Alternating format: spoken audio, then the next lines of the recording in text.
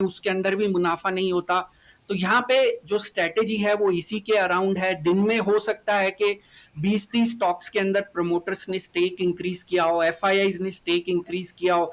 हम सभी को तो नहीं खरीद सकते, तो यहाँ पे उनको खरीदना कैसे है, उसके पीछे का लॉजिक क्या है, ये इसी बेसिस के ऊपर मुझे मुनाफा हुआ और वही स्ट्रेटेजी है। तो यहाँ पे 7 स्टेप्स हैं इस स्ट्रेटेजी के, सभी स्टेप्स को नोट करते जाइए और सिंपल, बिल्कुल सिंपल स्ट्रेटेजी है। कुछ भी यहाँ पे आपको टेक्निकल एनालिसिस करने की आवश्यकता नहीं है। तो दोस्तों जब आप इस पेज पे आएंगे इनसाइडर ट्रेडिंग वाले पे, हमें यहाँ पे 3 महीने का डेटा चाहिए। तो आप यहाँ 3 मंथ के ऊपर क्लिक करिए। 3 मंथ पे जब आप क्लिक करेंगे ये डेटा आ जाएगा, इसको डाउनलोड कर लीजिए। डाउनलोड करने के बाद कुछ इस तरह की फाइल आपके यहाँ पे ओपन हो जाएगी। तो मास्टर फाइल को आप मत छेड़िए, यहाँ पे इसको, इसकी एक कॉपी बना लीजिए। तो मैं यहाँ पे इसकी एक कॉपी बना लिया है। तो ये जो कॉपी वाली फाइल है, यहाँ पे आपको फिल्टर लगाना है। डेटा के अंदर एक फिल्टर का ऑप्शन है। तो यहाँ पे जो कैटेगरी ऑफ पर्सन है, इसके अंदर आपको केवल प्रमोटर और प्रमोटर ग्रुप का डेटा रखना है। तो इनको आप डीसेलेक्ट कर दीजिए ताकि ये सब रह जाएं और बाकी सब जो है हमारी स्क्रीन पे आ जाए। अब हमें ये बाकी सारी एंट्रीज को डिलीट कर देना है। तो आपको कंट्रोल शिफ्ट और पेज डाउन जब आप करेंगे, ये सारी एंट्रीज यहाँ पे सेलेक्ट हो जाएंगी, इन सबको आप डिलीट कर दीजिए। और उसके बाद हमें यहाँ पे केवल हमें मार्केट परचेज वाला डेटा चाहिए, बाकी सारा डेटा हमारे किसी काम का नहीं है। तो हम यहाँ पे केवल मार्केट परचेज को डीसेलेक्ट करेंगे ताकि बाकी सारा डेटा हमारी स्क्रीन पे दिखे। अब यहाँ पे ये बाकी सारा डेटा भी हम डिलीट कर देंगे। तो इस डेटा को डिलीट करने के बाद आप यहाँ पे फिल्टर को रिमूव कर दीजिए। अब दोस्तों यहाँ पे केवल वही डेटा रह गया जहां पे प्रमोटर या प्रमोटर के ग्रुप ने मार्केट परचेज किया है। अब हमें यहाँ क्या करना है, हमें अपने एनालिसिस के लिए केवल केवल यहाँ पे वैल्यू चाहिए कि कितनी वैल्यू की बाइंग की गई है। मनी फ्लो को हमेशा ध्यान में रखिए, यहाँ भी मैंने मनी फ्लो कॉन्सेप्ट का इस्तेमाल किया है कि मनी फ्लो कितना है इस पर्टिकुलर प्रमोटर का। तो ये डेटा हमें नहीं चाहिए, उसके बाद का डेटा भी हमें यहाँ पे नहीं चाहिए। तो ये हमने डिलीट कर दिया। अब हमारे पास काफी रिफाइंड डेटा रह गया। अब दोस्तों होता क्या है कि ये प्रमोटर्स जो है मल्टीपल किस्तों के अंदर बाय करते हैं, तो हमें ये सारा डेटा कंसोलिडेट करना होता है। डेटा के अंदर एक यहाँ पे फंक्शन होता है कंसोलिडेट का, आप इसको क्लिक करिए। यहाँ पे आपको डेटा सेलेक्ट करना है। रेफरेंस के अंदर ऊपर फंक्शन जो है वो सम ही रहेगा। तो रेफरेंस के अंदर आप इस तरीके से पूरे डेटा को सिलेक्ट कर लीजिए, कंट्रोल शिफ्ट और पेज डाउन। अब इस डेटा को यहाँ पे ऐड कर दीजिए और यूज लेबल्स इनके अंदर टॉप रो लेफ्ट कॉलम को सेलेक्ट कर लीजिए। तो अब ये जो डेटा होगा क्या बेसिकली इस एक्सरसाइज से, कि मान लीजिए जेएसडब्ल्यू स्टील के प्रमोटर ने 6 बार जो है इस पर्टिकुलर लेफ्ट साइड के अंदर जो डेटा है उसके अंदर उसका बाइंग का डेटा है। तो बेसिकली इस एक्सरसाइज से उसकी जो 6 बार की बाइंग है वो सब ऐड होके हमें यहाँ पे केवल एक नंबर मिल जाएगा। दोस्तों अब यहाँ पे हमें क्या करना है कि इस डेटा को सॉर्ट करना है। तो यहाँ पे वैल्यू ऑफ सिक्योरिटी के अंदर हमें इसको लार्जेस्ट टू स्मॉलेस्ट करना है। अब हमें यहाँ पे केवल वही एंट्रीज चाहिए जहां पे प्रमोटर ने कम से कम 1 करोड़ रुपए लगाया है।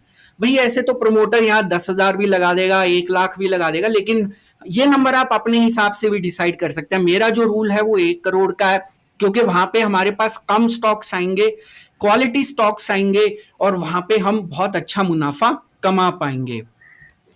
तो यहाँ पे मैं बाकी सारी एंट्रीज यहाँ पे डिलीट कर दूंगा, मुझे केवल 1 करोड़ से ऊपर वाले नंबर्स यहाँ पे चाहिए। अब दोस्तों हमारे पास लिस्ट तैयार होगी जो एनालिसिस के लिए कौन से स्टॉक्स हमें, कौन से स्टॉक, और इसके अंदर आप देखेंगे जिन स्टॉक्स के अंदर मैंने ट्रेड लिया था वो सारे स्टॉक्स इसके अंदर हैं। जैसे कि आप यहाँ पे कुछ स्टॉक्स बाहर चले गए क्योंकि 3 महीने से ज्यादा पुराने थे वो, मैं इस स्ट्रेटेजी को पिछले 3-4 महीने से टेस्ट कर रहा था। एलेम्बिक लिमिटेड आप यहाँ देख सकते हैं, अपोलो पाइप के अंदर मैंने ट्रेड लिया था। और इसके अलावा मैंने यहाँ टीवी टुडे के अंदर ट्रेड लिया था, ये स्टॉक भी यहाँ पे हमें दिख रहा है। और कुछ स्टॉक्स मैरिको भी यहाँ पे आपको कहीं दिख रहा होगा, मैरिको के अंदर भी मैंने ट्रेड लिया था, या वो यहाँ से शायद बाहर चला गया क्योंकि ये 3 महीने का डेटा है तो कुछ स्टॉक्स यहाँ से बाहर जाते रहते हैं। तो मैरिको अभी यहाँ पे नहीं दिख रहा, तो मैरिको यहाँ पे दिख रहा था। तो यहाँ पे आपको काफी ऐसे स्टॉक्स दिखेंगे। तो एम्फिसिस भी अभी यहाँ से बाहर, हाँ मैरिको ये रहा दोस्तों, मैरिको अभी दिख रहा है यहाँ पे।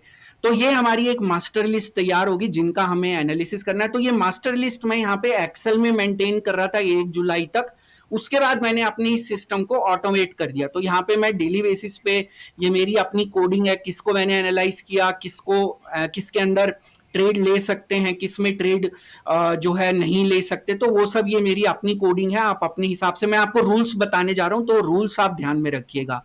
तो ये एक आप मास्टर शीट यहाँ पे एक्सेल में बना सकते हैं। और उसके बाद दोस्तों पहला स्टेप ये हुआ कि हमने उन प्रमोटर्स, उन स्टॉक्स की लिस्ट बना ली जिसके अंदर प्रमोटर्स ने पिछले 3 महीने के अंदर 1 करोड़ की बाइंग की है, कम से कम मार्केट परचेज किया है। और कोई परचेज नहीं लेनी हमें, केवल मार्केट परचेज लेनी है। अब यहाँ पे मैं अपना जो ट्रेड मैंने क्लोज किया था एलेम्बिक लिमिटेड का, उसका एग्जांपल लेता हूं।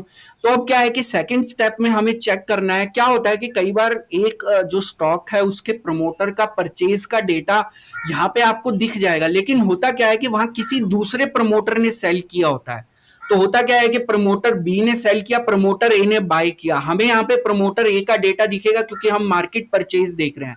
लेकिन अगर किसी दूसरे प्रमोटर ने सेल किया हुआ है तो हमें वो स्टॉक परचेज नहीं करना, क्योंकि वहां पे कोई जेन्युइन बाइंग नहीं हुई। हमें यहाँ पे केवल जेन्युइन बाइंग के बारे में जानना है। तो अब हम क्या करेंगे, दूसरे स्टेप के अंदर जो जैसे एलेम्बिक का मैंने एग्जांपल लिया, तो यहाँ पे एलेम्बिक लिमिटेड ऊपर सर्च करके इसका केवल इसी पर्टिकुलर स्टॉक का इनसाइडर ट्रेडिंग का डेटा आपको यहाँ पे स्क्रीन पे दिखेगा। इसको आप डाउनलोड कर लीजिए तो आपको एक इस तरह का एक्सेल शीट मिल जाएगा। अब हमें यहाँ पे फिल्टर करके देखना है कि भाई यहाँ पे किसी प्रमोटर, यहाँ पे केवल प्रमोटर का डेटा होना चाहिए, केवल प्रमोटर का डेटा है, कोई और डेटा है तो उसको डिलीट कर देंगे। और यहाँ पे हमें देखना है कि कोई सेल नहीं होनी चाहिए, मार्केट सेल नहीं होना चाहिए। एक एंट्री केवल इंटर से ट्रांसफर किया, उसको हम डिलीट हटा देंगे। तो यहाँ पे अब हमें दिखा कि ये जो स्टॉक है ये हमारे सेकंड स्टेप में भी जो है ये हमारे निवेश या जो स्विंग ट्रेड है उसके लिए बिल्कुल तैयार है। अब दोस्तों यहाँ पे इस शीट की सहायता से हम एवरेज प्राइस पता लगाएंगे कि प्रमोटर ने कितने प्राइस के ऊपर इस स्टॉक को खरीदा है। ये क्यों इंपॉर्टेंट है, क्योंकि हम यहाँ पे किसी भी स्टॉक को केवल प्रमोटर के एवरेज प्राइस के नजदीक ही खरीदेंगे, उससे ज्यादा दूर नहीं खरीदेंगे। अगर आप उससे ज्यादा दूर खरीदेंगे तो आपको वहां पे मुनाफा नहीं होगा। तो यहां पे हम क्या करेंगे कि जितनी भी सिक्योरिटीज प्रमोटर ने एक्वायर की हैं उनको हम सम कर देंगे, और कितनी वैल्यू की सिक्योरिटीज यहाँ पे एक्वायर की हैं उसको भी सम कर देंगे। तो जो टोटल वैल्यू है उसको नंबर ऑफ शेयर से डिवाइड किया तो यहाँ पे नंबर आया 52.3444 सॉरी।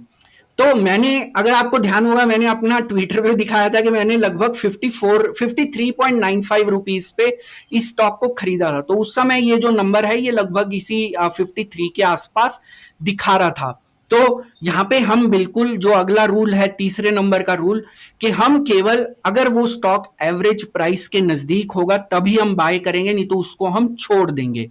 तो यहाँ पे अब हमारा जो स्टॉक का रेट है मान लीजिए 53, उस टाइम जब मैंने खरीदा था 53.95 के आसपास। तो वो कंडीशन भी, हमारी तीसरी कंडीशन भी यहाँ पे पूरी हो गई कि हमने इसको एवरेज प्राइस के नजदीक जो है खरीद सकते हैं। लेकिन अभी सारी कंडीशंस पूरी नहीं हुई। अब हम चलते हैं चौथे नंबर की कंडीशन पे। तो दोस्तों चौथे नंबर के अंदर आपको कुछ नहीं करना, यहाँ पे इस पर्टिकुलर स्टॉक के सिंबल पे क्लिक करिए, इस तरह का एक पेज ओपन होगा, कॉर्पोरेट इंफॉर्मेशन के अंदर जाइए। तो हमें केवल उसी स्टॉक को बाय करना है जिसके अंदर प्रमोटर की होल्डिंग 50% से ज्यादा है। 50% से नीचे है तो उसको छोड़ दीजिए। मैं यहाँ पे एग्जांपल देना चाहूंगा, ये जो क्राइटेरिया फुलफिल कर रहे थे, इंडियन होटल जो है ये लगभग सारे क्राइटेरिया फुलफिल कर रहा था, लेकिन वहां पे प्रमोटर की जो होल्डिंग थी वो 37 या 38% के आसपास थी, आज से कुछ महीने पहले। सारी कंडीशंस फुलफिल हो रही थी, केवल प्रमोटर की होल्डिंग 50% से कम थी। मैंने उस स्टॉक को छोड़ दिया क्योंकि वो मेरे रूल्स के अंदर फिट नहीं हो रहा। तो यहाँ पे रूल्स को जो है ब्रेक मत करिए। यहाँ पे 50% से ज्यादा होल्डिंग है तो हमारा चौथे नंबर का क्राइटेरिया भी फुलफिल होता है। अब हम चलते हैं अपने पांचवें नंबर के क्राइटेरिया पे। यहाँ पे आपको सेस्ट रेगुलेशंस देखनी है कि भी किसी म्यूचुअल फंड या किसी इंस्टीट्यूशनल इन्वेस्टर ने तो सेल नहीं किया। कई बार होता क्या है कि प्रमोटर बाय करता है लेकिन कोई यहाँ पे म्यूचुअल फंड सेल कर रहा होगा, या कोई दूसरा जो एफपीआई है वो सेल कर रहा होगा। तो हम ये भी देखेंगे कि यहाँ पे कोई सेल तो नहीं कर रहा। तो SAST जो सेस्ट रेगुलेशंस हैं उसके अंदर एलेम्बिक में मैंने देखा कि यहाँ पे कोई भी सेल नहीं कर रहा है। तो इसका मतलब ये जो प्रमोटर है ये जो है बाय कर रहा है, तो इसका मतलब यहाँ पे ये स्टॉक का लॉटरी लगने वाली है। तो यहाँ पे हमारी जो अगली कंडीशन है 5वें नंबर की कि सेस्ट रेगुलेशंस के अंदर कोई भी एफपीआई, कोई डीआईआई, कोई म्यूचुअल फंड कोई भी यहाँ पे सेल ना कर रहा हो, तो वो कंडीशन भी हमारी यहाँ पे फुलफिल हो गई। अब हमारी अगली 6 नंबर की कंडीशन आती है कि यहाँ पे प्रमोटर्स ने कोई स्टेक जो है वो तो नहीं किया हुआ, प्लेज तो नहीं किया हुआ। यहाँ पे अगर मान लीजिए प्रमोटर्स ने केवल 0.1% भी अगर प्लेज किया हुआ है, मैं उस स्टॉक के अंदर निवेश नहीं करता। ये रूल है तो रूल है। यहाँ पे देखिए इन्होंने कोई भी इनका जो शेयर है वो प्लेज नहीं है, क्योंकि प्लेजिंग जो है वो ब्लड के अंदर होती है। तो जिसकी आदत है, जिसको प्लेज करने की आदत है, जिस प्रमोटर को, वो अभी क्या करेगा कि हो सकता है बाय करके फिर प्लेज कर दे, वो स्टॉक की धुनाई हो जाए वहां पे। तो यहाँ पे 0% प्लेजिंग होनी चाहिए, एनक्यूम्ब्रेंस 0% होना चाहिए। तो दोस्तों ये वाला स्टॉक 6 नंबर का जो हमारा रूल है उसको भी पास कर गया। अब यहाँ पे दोस्तों 7वें नंबर का जो स्टेप है ये ऑप्शनल है, मतलब ये आपकी चॉइस है, आप इसके बेसिस पे डिसीजन लेना चाहते हैं नहीं लेना चाहते। मैं कभी इसको कंसीडर करता हूं, कभी नहीं करता। जो अर्निंग पर शेयर है वो आप यहाँ फाइनेंशियल रिजल्ट्स में देख सकते हैं। अर्निंग पर शेयर जो है वो, मैं ये नहीं कह रहा कि बहुत अच्छी होनी चाहिए, ये 0 से ज्यादा होनी चाहिए, बस पॉजिटिव होनी चाहिए अर्निंग पर शेयर। तो ये मेरा 7वें नंबर का रूल है।